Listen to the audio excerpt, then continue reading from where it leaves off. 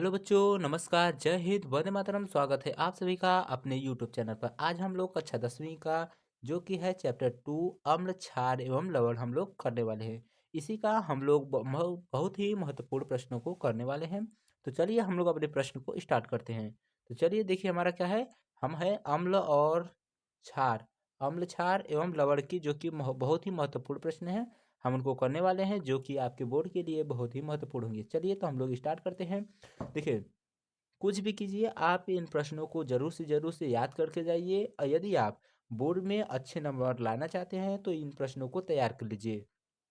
यदि आप इस वीडियो को देख रहे हैं तो आप कापी पेन लेकर इसे लिख लीजिए और याद कर लीजिए अच्छे से, क्योंकि यह प्रश्न बहुत ही महत्वपूर्ण है। चलिए तो देखिए पहला प्रश्न हमारा है कि अम्ल किसे कहते हैं। क्या है? अम्ल किसे कहते हैं। अम्ल में देखिए क्या इसका उत्तर क्या होगा। अम्ल वह पदार्थ है जिसका स्वाद खट्टा होता है। यानी अम्ल कैसा होता है? हाँ, अम्ल का स्वाद कैसा होता है? खट्टा होता है। जो नीले लिटमस को जो नीले लिटमस को लाल में बदल देता है। यानी को क्या करता था? नीले लिटमस पत्र को क्या करता है? लाल में बदल देता है। यहाँ पे नीले लिटमस के घोल को लाल नहीं करता है, यहाँ पे नीले लिटमस पत्र को लाल बनाता है। अब देखिए यहाँ पे होगा। अब देखिए जली विलयन में H+ आयन मुक्त करता है तथा धातु पर इसकी अभिक्रिया से हाइड्रोजन गैस मुक्त होती है। यानी कि जब अम्ल को नीले लिटमस पत्र पे डाला जाएगा तो कैसा हो जाएगा? वो लाल हो जाएगा। और जल में घोलने पर वह कैसा? वह H+ आयन देता है। कैसा? H+ आयन देता है। और यह धातु के साथ अभिक्रिया होता है तो यह हाइड्रोजन गैस बाहर निकालता है। ये क्या करता है? हाइड्रोजन गैस बाहर निकालता है। चलिए देखिए हम लोग कुछ महत्वपूर्ण जिसे अम्ल है उनको हम देख लेते हैं। देखिए जो HCl का है, HCl एक भी क्या है? यह अम्ल है। और HNO3 भी क्या है? एक अम्ल है। और H2SO4 भी क्या है? एक अम्ल है। अब देखिए अगला प्रश्न देखते हैं। अगला प्रश्न हमारा है कि क्षारक क्या है। हमारा प्रश्न क्या है? क्षारक क्या है। तो अब देखिए उत्तर देखते हैं। उत्तर में हमारा है कि क्षारक वह पदार्थ है जिसका स्वाद कड़वा होता है। यानी क्षारक जो होता है वो कैसा होता है? उसका स्वाद कड़वा होता है और अम्ल का खट्टा होता है। अब देखिए क्षारक का स्वाद कैसा होता है? कड़वा होता है। लाल लिटमस पत्र को नीला बनाता है। यानी कि ये क्या होता है? जब लाल लिटमस पत्र रहेगा उसको कैसा बना देगा? नीला बना देगा। इसका जली विलयन OH आयन मुक्त करता है। यानी कि इस जल में घोलने पर OH- आयन मुक्त करता है तथा अम्ल से अभिक्रिया कर लवण बनाता है। क्या करता है? जब अम्ल से अभिक्रिया करेगा तो क्या क्या बनेगा? लवण बनेगा। अब देखिए कुछ हमारा देखिए यहाँ पे देखिए अम्ल, यहाँ पे कुछ क्षार दिया गया है। क्षार में जिससे क्या है? NaOH है। NaOH का है? क्षार है। CuO ये भी क्या है? एक क्षार है। अब CaO ये भी क्या है? एक क्षार है। और CaOH का होल ट्वाइस ये भी क्या है? ये क्षार है। आपको बहुविकल्पी प्रश्न में भी पूछ सकता है कि निम्न में से क्षार है, तो इसमें से एक ठो ऑप्शन देगा और तीन ठो अलग ऑप्शन देगा। तो इसमें से जो ऑप्शन रहेगा इसी पे आप क्या करेंगे? टिक करेंगे। तो क्या होगा? क्षार होगा। और अम्ल में भी दे सकता है। जो अम्ल में हम लोग ऊपर पढ़े थे ना, उसमें से अम्ल में भी ऑप्शन में पूछ सकता है कि निम्न में से अम्ल कौन है। अब देखिए अगला प्रश्न हमारा है कि लवण किसे कहते हैं। क्या है? लवण किसे कहते हैं। तो देखिए वे पदार्थ लवण कहलाते हैं जो लिटमस पत्र से प्रति उदासीन होते हैं। यानी कि लिटमस पत्र का उस पर कोई प्रभाव नहीं पड़ता है। अम्ल और क्षार के बीच, यहाँ पे लिखना भूल गया। अम्ल और क्षार के बीच अभिक्रिया के फलस्वरूप लवण बनता है। यानी कि जब अम्ल और क्षार आपस में अभिक्रिया करते हैं तो क्या बनता है? लवण का निर्माण होता है। देखिए यहाँ पे NaOH का है? यह क्षार है। और यहाँ पे HCl क्या है? अम्ल है। इन दोनों को जब हम क्या करते हैं? इन दोनों से अभिक्रिया कराएं तो क्या मिला? NaCl यानी कि लवण मिला। और H2O ये क्या है? ये जल मिला। हमें क्या मिला? लवण और जल प्राप्त हो गया। तो ये देखिए क्या है? ये हमारा जल है। और ये क्या है? ये हमारा जल है। और ये क्या है? लवण है। ये हमारा लवण है और ये क्या है? ये हमारा जल हो जाएगा। अब देखिए अगला प्रश्न देखते हैं कि अगला प्रश्न हमारा क्या है। कि देखिए अम्ल का जलीय विलयन क्यों विद्युत का चालन करता है। अब देखिए ये प्रश्न आपके बोर्ड में एग्जाम में आ सकता है कि जो अम्ल का जलीय विलयन होता है वो विद्युत का चालन क्यों करता है। तो आप उसमें क्या लिखेंगे? उसमें लिखेंगे आप, ये देखिए उत्तर क्या है कि शुष्क अम्ल यानी कि शुष्क अम्ल विद्युत का चालन नहीं करता। यानी कि उसमें जल की मात्रा नहीं रहेगी तो क्या होगा? वह विद्युत का चालन नहीं करेगा। शुष्क अवस्था में हाइड्रोक्लोरिक यानी HCl H+ आयन मुक्त नहीं कर पाता है। यानी कि उस वो क्या करता है, H प्लस आयन जो रहता है उसे मुक्त नहीं कर पाता है। ज्यों ही अम्ल में जल की कुछ मात्रा मिला दी जाती है, जब अम्ल में क्या, अम्ल में हम कुछ जल की मात्रा मिला देते हैं तो यह H प्लस आयन मुक्त करने लगता है, यानी कि उसमें से क्या H प्लस आयन मुक्त करने लगता है। तो अम्ल में विद्युत धारा प्रवाहित करने पर विद्युत धारा आसानी से बहने लगता है, यानी कि जब H प्लस आयन जब मुक्त होगा तो क्या उसमें से विद्युत धारा आसानी से, यानी कि फिर उसमें से विद्युत धारा बहने लगेगा। फिर क्या है कि H प्लस आयन के चलते जल से विद्युत धारा बहती है, जल विद्युत का चालन करने लगता है, यानी कि जब H प्लस आयन मुक्त होगा तो तभी क्या होगा, विद्युत धारा बहने लगती है, जल का चालन करने लगता है, और जो विद्युत का है, जो जल है वो विद्युत का चालन करने लगता है। तो क्या होगा, इसी प्रकार जो हमारा है अम्ल, अम्ल क्या करता है, अम्ल का जलीय विलयन विद्युत का चालन करता है। चलिए अगला प्रश्न देखते हैं। अगला प्रश्न देखिए हमारा है कि अम्लीय और भस्मीय मूलक क्या हैं, उदाहरण के साथ समझाइए। अम्लीय अम्लीय अम्लीय और भस्मीय मूलक, अम्लीय मूलक और भस्मीय मूलक क्या हैं, उदाहरण के साथ हमें समझाना है। तो देखिए हमारा प्रश्न क्या, उत्तर क्या है कि लवण दो आयनों से मिलकर बनते हैं। लवण क्या है, दो आयन से मिलकर बनते हैं। उनमें से एक धनायन और दूसरा ऋणायन होता है, यानी कि उसमें क्या, एक धनायन यानी कि प्लस वाला रहेगा और एक माइनस वाला रहेगा। जो धनायन भस्म भस्म से प्राप्त होता है, जो लवण में धन आयन का होता है उसे क्या कहते हैं, वो भस्म से मिलता है। जबकि जो ऋण आयन होता है वो अम्ल से प्राप्त होता है। यानी कि जैसे कि यहाँ पे देखिए, ये NaCl है, Na क्या है, Na प्लस और Cl माइनस होगा। NaCl में क्या है, Na प्लस हो जाएगा और Cl माइनस हो जाएगा। जो Na प्लस वाला है वो किसे, प्लस वाला भस्म से प्राप्त होता है, और जो Cl होता है वो किससे प्राप्त होता है, ये अम्ल से प्राप्त होता है। तो भस्म से प्राप्त आयन को भस्मी मूलक और अम्ल से प्राप्त आयन को अम्लीय मूलक कहते हैं। जैसे सोडियम क्लोराइड से बनने से Na प्लस भस्मी मूलक और Cl क्या होगा, ये हो जाएगा अम्लीय मूलक, आपस में संयोग करके NaCl बनाते हैं। इस समझ में आ गया कि अम्लीय मूलक और क्षारीय मूलक क्या होता है। अब देखिए अगला प्रश्न देखते हैं कि सोडियम हाइड्रोजन कार्बोनेट, यानी कि सोडियम हाइड्रोजन यानी सोडियम बाइकार्बोनेट का दो उपयोग लिखिए। तो हमें सोडियम बाइकार्बोनेट या सोडियम हाइड्रोजन कार्बोनेट का क्या, दो ठो उपयोग लिखना है। देखिए तो क्या होगा, सोडियम हाइड्रोजन कार्बोनेट के दो उपयोग। पहला उपयोग क्या है, सोडियम अम्ल अग्निशामक में किया जाता है, यानी कि जहाँ पर अग्नि यानी कि अग्नि को बुझाने में के लिए उपयोग होता है, वहीं पे क्या, सोडियम बाइकार्बोनेट का उपयोग किया जाता है। और sodium hydrogen carbonate antacid antacid का एक संगठक है। क्षारीय होने के कारण यह पेंट में अम्ल की अधिकता को उदासीन करके राहत पहुंचाता है, यानी कि ये क्या है, यह यह एक क्षारीय है। क्षारीय है तो क्या, पेंट में अम्ल की अधिकता को कम करता है। चलिए अगला प्रश्न देखते हैं। अगला प्रश्न हमारा है कि लिटमस विलयन के बारे में से आप क्या जानते हैं। जो लिटमस विलयन है उसे आप क्या जानते हैं। तो लिखिए, लिटमस विलयन बैगनी रंग का रंजक होता है, यानी कि कैसा होता है, यह बैगनी रंग का होता है, जो थैलोफाइट समूह के लाइकेन पौधे से निकाला जाता है। यानी कि जो लिटमस का विलयन होता है वो किसे, लाइकेन के पौधे से, किसे, लाइकेन के पौधे से निकाला जाता है। प्रायः इसके सूचक की तरह उपयोग किया जाता है। लिटमस ये क्या, सूचक सूचक के रूप में उपयोग किया जाता है, यानी कि विलयन अम्लीय है या कि क्षारीय है, इसका पता लगाने के लिए हम लिटमस विलयन का प्रयोग करते हैं। अब देखिए अगला प्रश्न आगे क्या है कि विलयन उदासीन होता है। जब विलयन उदासीन होता है और यह बैगनी रंग का होता है, यानी कि जब उदासीन रहेगा तो कैसा होगा, बैगनी रंग का रहेगा। बहुत से प्राकृतिक पदार्थ जैसे लाल पत्ता गोभी, हल्दी, हाइड्रोजिया, पेट्रोनिया एवं जेरानियम जैसे कई फूलों की रंगीन पंखुड़ियों किसी विलयन में अम्ल एवं क्षारक की उपस्थिति की सूचना सूचित करता है।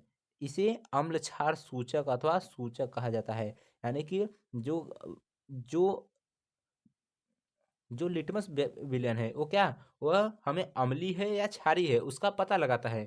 तो क्या होगा, वही हो जाएगा कि वो किसके तरह कार्य करता है, वो सूचक की तरह कार्य करता है। अब देखिए अगला प्रश्न देखते हैं क्या है। तो अगला प्रश्न हमारा है कि पीतल या तांबे के बर्तनों में दही एवं खट्टे पदार्थ क्यों नहीं रखने चाहिए। तो देखिए हमारा प्रश्न क्या है कि तांबे या पीतल के बर्तन में दही नहीं रखना चाहिए। दही में अम्लीय गुण होता है। कैसा होता है? दही में अम्लीय गुण होता है, क्योंकि दही खट्टा होता है। तांबे के साथ दही की अभिक्रिया के फलस्वरूप धातु के लवण बनते हैं और दही का स्वाद बदल जाता है। यानी कि जो तांबा और पीतल होता है वो दही से अभिक्रिया कर लेता है, इसीलिए हमें तांबे के बर्तन में या पीतल के बर्तन में दही को नहीं रखना चाहिए। अब देखिए अगला प्रश्न देखते हैं कि देखिए यहाँ पे देखिए क्या है, दही दही है और यहाँ पे कापर, यानी कि बर्तन होगा कापर का होगा या फिर दही। जब दही को कापर के बर्तन में रखा जाता है तो क्या कापर का लवण बनाएगा और हाइड्रोजन गैस बाहर निकाल देगा। क्या करेगा? हाइड्रोजन गैस बाहर निकाल देगा। चलिए अगला प्रश्न देखते हैं। अब देखिए अगला प्रश्न क्या है कि केक या पावरोटी बनाने में बेकिंग पाउडर का उपयोग क्यों किया जाता है? जो केक होता है या फिर पावरोटी होता है उसमें जो बेकिंग सोडा का यानी जो बेकिंग पाउडर होता है उसका उपयोग क्यों किया जाता है? देखिए उत्तर क्या होगा। बेकिंग पाउडर बेकिंग सोडा और टार्टरिक अम्ल का मिश्रण होता है। जो बेकिंग पाउडर होता है वो किसका? बेकिंग सोडा और टार्टरिक अम्ल का मिश्रण होता है। जब इसे जल में मिलाया जाता है तो कार्बन डाइऑक्साइड मुक्त होता है। अब देखिए ये समीकरण दिया है कि जब बेकिंग सोडा को क्या जल में मिलाया जाता है तो ये क्या कार्बन डाइऑक्साइड यानी H2O है यहाँ पे रहेगा और अम्ल का सोडियम लवण बनेगा। तो इस अभिक्रिया से उत्पन्न कार्बन डाइऑक्साइड के कारण पावरोटी या केक फूल जाता है। जब उसमें से कार्बन डाइऑक्साइड बाहर निकलेगा, सॉरी, जब उसमें से कार्बन डाइऑक्साइड गैस बाहर निकलेगा तो पावरोटी क्या होगा? पावरोटी या फिर केक होगा वो क्या होगा? फूलने लगेगा तथा इसमें से मुलायम और स्पंजी हो जाता है। और क्या हो जाता है? वो मुलायम और स्पंजी हो जाता है। चलिए अगला प्रश्न देखते हैं। अगला प्रश्न हमारा है कि ब्लीचिंग पाउडर बनाने की विधि एवं उपयोग लिखें। जो ब्लीचिंग पाउडर है उसका बनाने के विधि और उसका उपयोग हमें लिखना है। देखिए शुष्क बुझा हुआ चूना पर क्लोरीन गैस की क्रिया से विरंजक चूर्ण बनता है। जो शुष्क बुझा चूना होता है उसे क्लोरीन गैस की क्रिया से क्या हो जाए? विरंजक चूर्ण बनता है। यानी कि शुष्क चूना पे जब हम क्लोरीन गैस को प्रवाहित करते हो तो क्या विरंजक चूर्ण बन जाता है। देखिए CaOH ट्वाइस पर जब क्लोरीन गैस की प्रवाहित करेंगे तो क्या होगा? COCl2 प्लस H2O, यानी कि क्या क्लोरीन गैस मिलेगा, क्लोरीन गैस मिलेगा और क्या मिलेगा? हमें जल प्राप्त होगा। इसके उपयोग देखिए उसके उपयोग क्या है कि लॉन्ड्री में साफ कपड़ों के विरंजक के लिए, यानी कि जब हम किसी कपड़े को धोते हैं, यानी कि जो साफ कपड़ा करना पड़ता है उसमें क्या विरंजक का उपयोग किया जाता है। यानी कि जब कुएं के पानी में जब नाला रहता है, नाला में क्या यही विरंजक यही डाला जाता है विरंजक। और पीने वाले जल को जीवाणुओं से मुक्त करने के लिए रोगाणुनाशक के रूप में, यानी कि क्या जिसमें जो बैक्टीरिया होते जीवाणु होते हैं उनको मारने के लिए जो पानी में मिलाया जाता है। देखिए पानी का स्वाद कुछ कड़वा होता है ना, वो इसी के कारण होता है। अब देखिए अगला प्रश्न देखते हैं। जैसे कुएं में हम डालते हैं ब्लीचिंग पाउडर को और कहाँ कुएं में डालते हैं और ढेर सारे उसको उपयोग है। जिससे नाला में देखिए नाला को साफ करने के लिए इसमें डाल देते हैं कि उसमें से कचड़े नीचे बैठ जाएं। अब देखिए अगला प्रश्न क्या है कि धोबिया सोडा और बेकिंग सोडा में अंतर क्या है? यानी कि धोने वाला सोडा और जो बेकिंग सोडा उसमें अंतर क्या है? दोनों का अंतर क्या है? अब देखिए उत्तर देखिए इस्तेमाल इस्तेमाल में क्या है कि धावन सोडा का इस्तेमाल कपड़े धोने के लिए किया जाता है। जो धावन सोडा है उसका उपयोग हम कहाँ पर करते हैं? कपड़े धोने के लिए गए, जबकि बेकिंग सोडा का इस्तेमाल हम कई कामों में किया जाता है। जैसे कि कोई कोई खाना वाना बनाने के सामानों में डाला जाता है। ये सब क्या होगा? ये हमारा बेकिंग सोडा का उपयोग किया जाता है। अब देखिए रासायनिक सूत्र क्या है?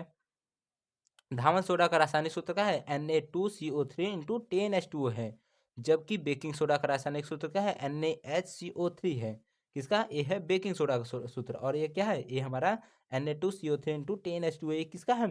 ये हमारा धावन सोडा का है। क्या है? धावन सोडा का है।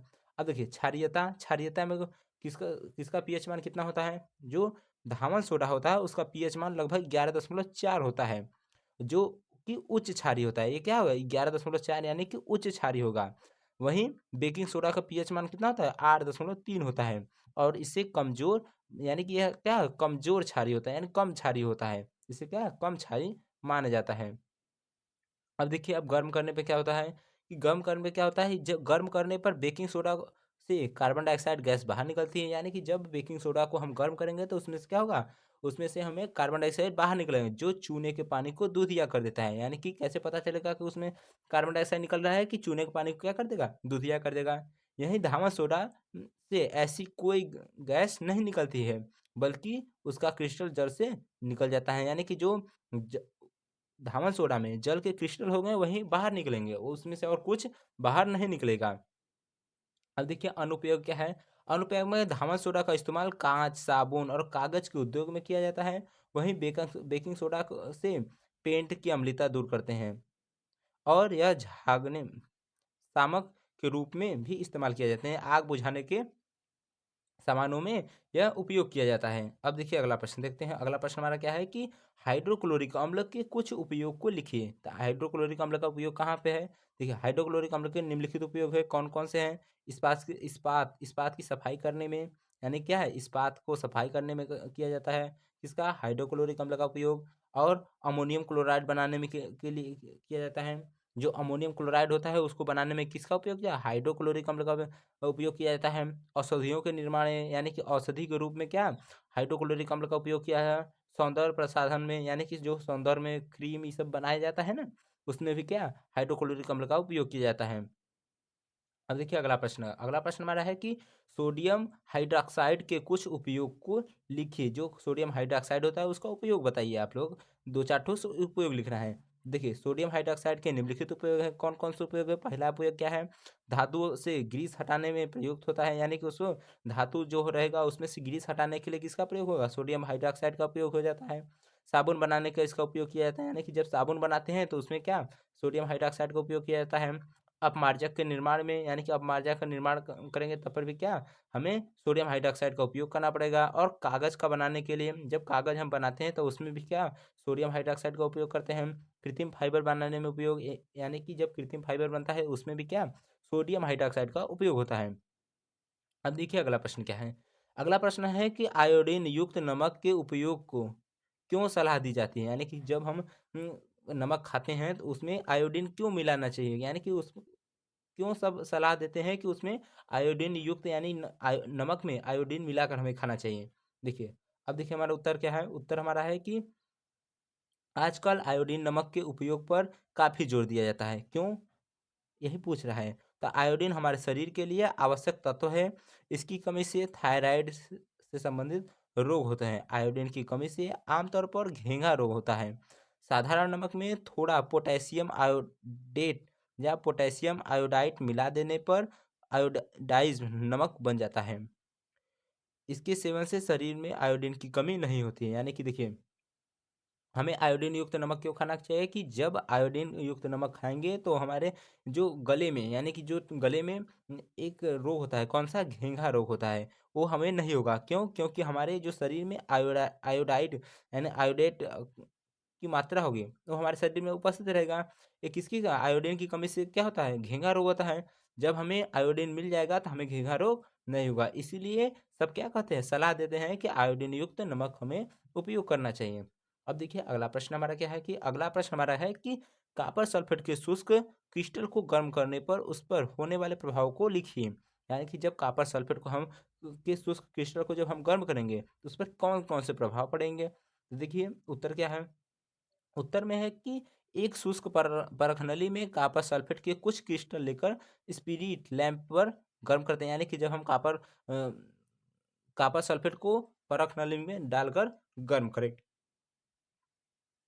गर्म करने पर इसका रंग नीला यानी समाप्त हो जाता है। यानी कि जब नीला रंग जब समाप्त हो जाता है और वह श्वेत हो जाता है, यानी कि जब उसका गर्म करेंगे वो जब तक नीला रहेगा उसे हम तब तक गर्म करेंगे। जब वह श्वेत हो जाएगा तब परख नली की दीवार पर जल की बूंदें दिखाई पड़ती हैं। यानी कि उसके जो परख नली है उसकी दीवारों पर क्या, जल की बूंदें दिखाई देने लगती है।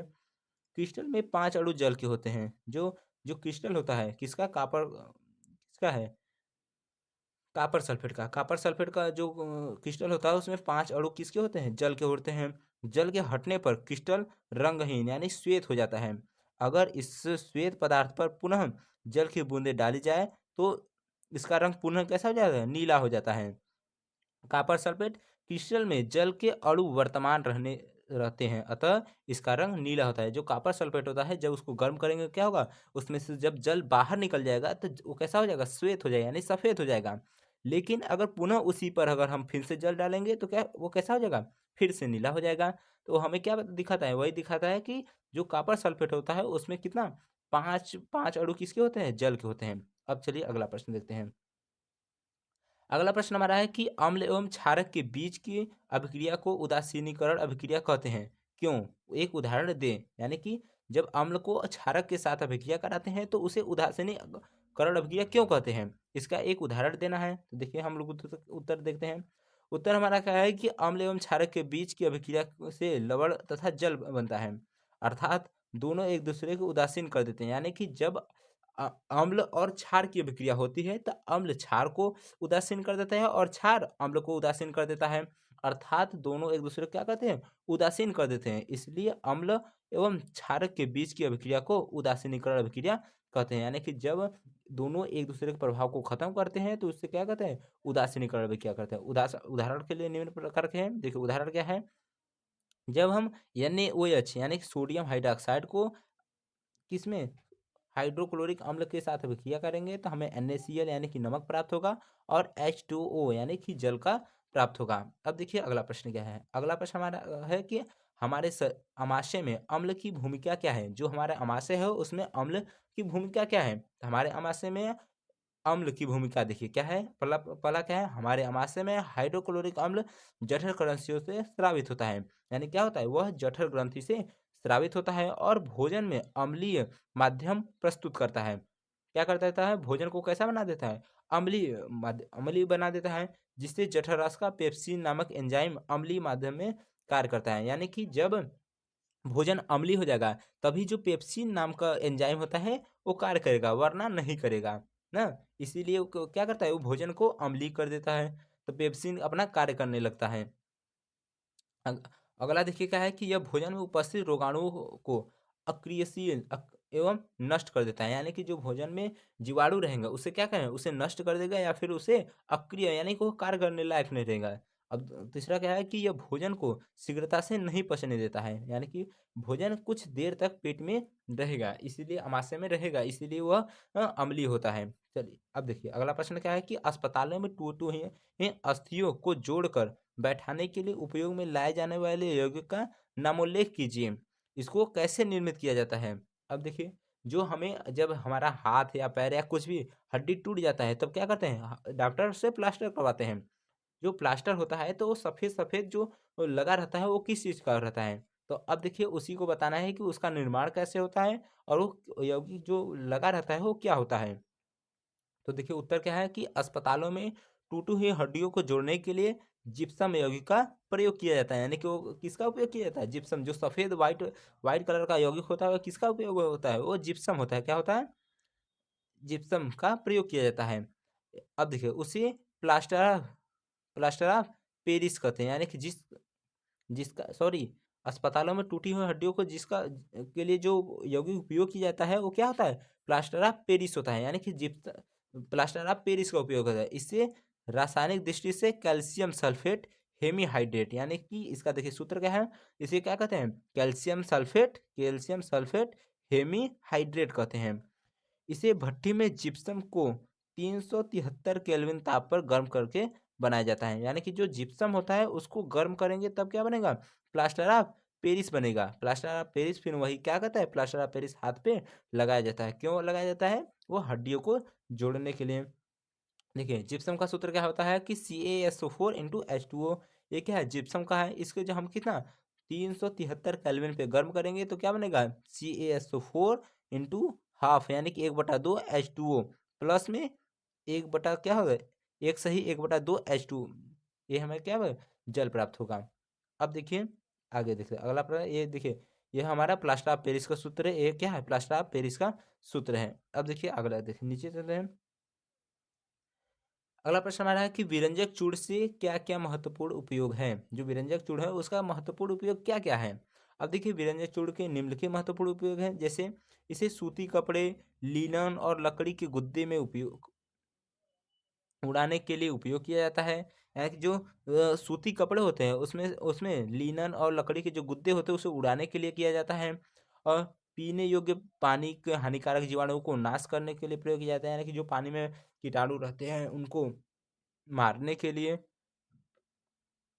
अगला क्या है कि क्लोरोफार्म बनाने में उपयोग होता है, यानी कि जब हम क्लोरोफार्म बनाते हैं तो किसका विरंजक का प्रयोग करते हैं। न सिकुड़ने वाले ऊन ऊन व इसकी सहायता से निर्माण किया जाता है, यानी कि जो न सिकुड़ने वाले ऊन होते हैं वो किसकी सहायता से उपयोग बनाए जाते हैं, वो विरंजक के उपयोग से बनाया जाता है।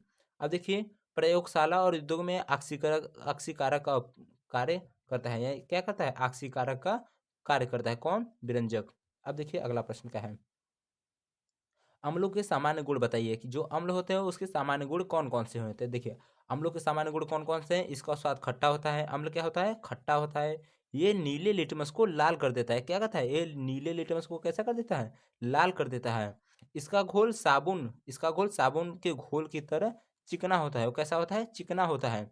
ये धातुओं के साथ क्रिया करके हाइड्रोजन गैस निकलता है, यानी कि जब अम्ल धातु के साथ अगर क्रिया करेगा तो कैसा, वो क्या, हाइड्रोजन गैस बाहर निकालेगा।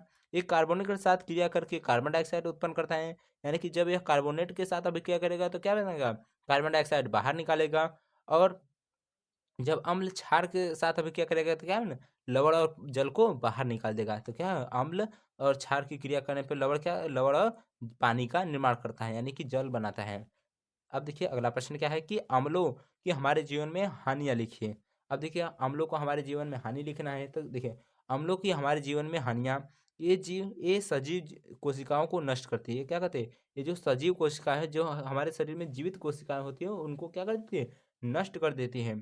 तो सांद्र अम्ल त्वचा और कोमल अंगों को गंभीर क्षति पहुंचाता है, यानी कि जब अगर हम अम्ल को अपने त्वचा पर अगर गलती से हमारे त्वचा पर आ जाएगा तो क्या करेगा, हमारे त्वचा को नष्ट करने लगेगा। और हमारे जो कोमल अंग होते हैं उनको क्या कहता है, गंभीर क्षति पहुंचाता है। अब देखिए अगला प्रश्न, अगला क्या है कि कुछ खाद्य पदार्थों को खराब कर देता है, यानी कुछ ऐसे खाद्य पदार्थ होते हैं जिसमें कि अम्ल मिलाने पर वो क्या क्या हो जाते हैं, वो खराब हो जाते हैं। अगला प्रश्न देखिए कि क्षारकों के सामान्य गुण लिखिए कि जो क्षारक होते हैं उनके सामान्य गुण कौन कौन से हैं। तो देखिए उत्तर क्या है कि क्षारकों के सामान्य गुण निम्न हैं। कौन से, इनका स्वाद कैसा होता है, कड़वा होता है। ये साबुन जैसे चिकने होते हैं तथा त्वचा को क्षति पहुंचाते हैं, यानी कि क्या होता है, ये साबुन जैसे कैसे चिकने होते हैं और ये भी क्या करते हैं, त्वचा को क्षति पहुंचाते हैं। ये लाल लिटमस को नीला कर देते हैं, कैसे, ये लाल लिटमस को कैसे क्या बनाते हैं, नीला बना देते हैं। और ये हल्दी के रंग को भूरा लाल कर देते हैं, यानी कि जब इसमें हल्दी रहेगा तो कैसा हो जाएगा, इस एक कैसा हो जाएगा, लाल, हल्का सा गाढ़ा लाल कर देता है, यानी भूरा लाल कर देता है। और देखिए ये अम्लों के साथ क्रिया करके लवण तथा पानी बनाते हैं, यानी कि क्षार क्या करते हैं, अम्ल के साथ अभिक्रिया करेंगे तो लवण और जल का निर्माण करेंगे। ये फिनाप्थलीन के घोल में को गुलाबी कर देते हैं, यानी कि क्या है, फिनाप्थलीन जो रहता है उसके घोल को क्या कर देते हैं, गुलाबी कर देते हैं। अब देखिए अगला प्रश्न क्या है, अगला प्रश्न हमारा है कि साधारण नमक की प्राप्ति यानी कि NaCl कहाँ कहाँ से होती है, स्पष्ट कीजिए। उदाहरण उत्तर देखिए उत्तर हमारा है कि साधारण नमक निम्नलिखित स्रोतों से प्राप्त होता है। कहाँ कहाँ से प्राप्त होता है कि पहला है समुद्री जल से। समुद्री जल से हमें क्या मिलता है, साधारण नमक। समुद्री जल से साधारण नमक की बहुत बड़ी मात्रा घुले होते हैं। जो जल होता है समुद्र में वो कैसे, वो पानी खारा होता है तो उसमें क्या नहीं, क्या घुला रहता है, उसमें साधारण नमक यानी कि NaCl घुला रहता है। समुद्री जल में से नमक की प्राप्ति लवण क्यारियों के माध्यम से होता है, यानी कि छोटे छोटे क्यारी बना देंगे और उसमें क्या, उसमें समुद्र का जल आएगा और जब सूख जाएगा यानी सूर्य के जो ताप हो उससे क्या होगा, जल, सूर्य का ताप लगेगा तो उसमें से जल वाष्प के रूप में उड़ जाएंगे। तो क्या बनेगा, वहीं हमें सिर्फ नमक भी बचेगा। तो देखिए अगर आगे क्या है कि क्यारियों के माध्यम से होता है, सूर्य के ताप और वायु की सहायता से समुद्री जल का वाष्पीकरण होता है, इससे नमक की प्राप्ति होती है। इस नमक में magnesium chloride, MgCl2 into MgSO4 and magnesium sulphate जैसी अनेक अशुद्धियाँ मिली होती है। इन अशुद्धियों को दूर कर शुद्ध नमक प्राप्त किया जाता है, यानी कि जो हमें समुद्र से नमक प्राप्त होता है उसमें क्या है, MgCl2 रहता है और MgSO4 रहता है। तो इन अशुद्धियों को हम निकालेंगे तब हमें क्या मिलेगा, NaCl हमें प्राप्त होगा। अब देखिए अगला प्रश्न है और कौन सी विधि से हमें प्राप्त होता है? खनिज नमक, यानी खनिज नमक से भी हमें क्या है? NaCl प्राप्त होता है। संसार के अनेक भागों में ठोस लवण का निक्षेप होता है। यह खनिज लवण तब बना था जब युगों पहले समुद्र का कोई हिस्सा सूखा गया हो। यानी कि जब समुद्र का कोई हिस्सा सूख गया होगा तो क्या बना होगा? वो हमें क्या खनिज नमक प्राप्त होगा।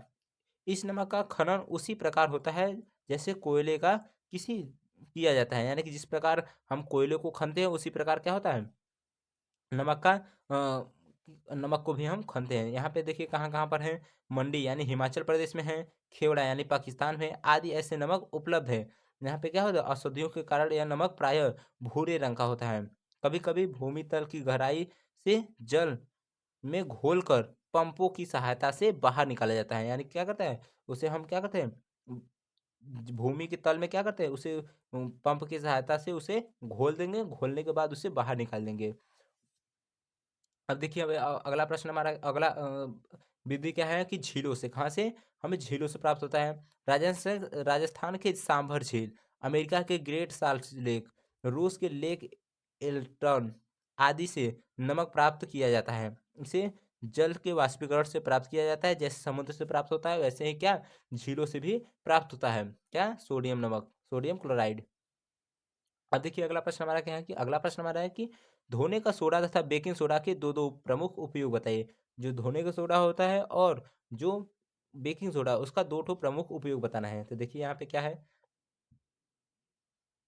देखिए यहाँ पे धोने वाले सोडे का उपयोग क्या है, ये जल की स्थायी कठोरता को दूर करता है।